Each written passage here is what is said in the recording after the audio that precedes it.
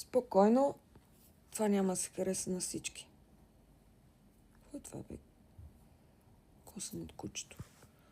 Как мъжете и жените реагират и възприемат отхвърлянето?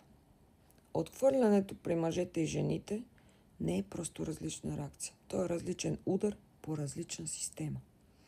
При мъжете с отхвърлянето често се удря директно в егото, не в сърцето, в стойността.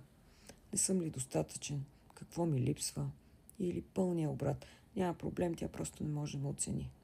И после идват 4 класически посоки. Едни мъже се затварят и изчезват. Други започват да се доказват, да настояват, да досаждат. Трети превключват на гняв или пълно обезценяване и обиди. И при други директна агресия или насилие. Но основата е една – стойност. Сега другата страна. При жените реакцията по-често не започва със стойност. Започва с разпад на сценария.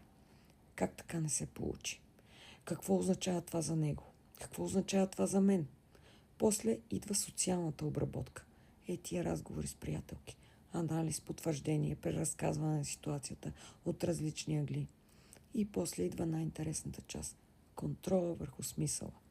Той не беше достатъчно добър. Не съм загубила нищо. Това беше правилно. За разлика от мъжете, тук става тихо. Да не се лъжем, има и случаи на жени с меко казано странно поведение след отхвърляне. Фиксация, преследване, следене на профили онлайн, публично оплюване.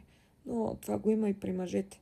И рядко има потенциала да завърши в затвора.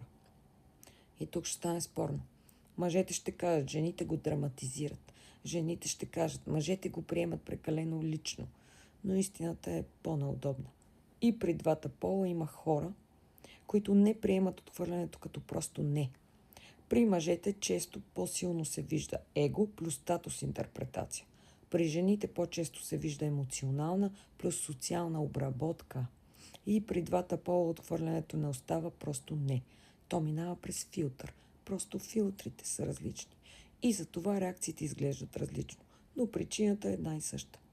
Отхвърлянето не е момент. То е процес. Просто при някои хора завършва с терапия, а при други с полиция.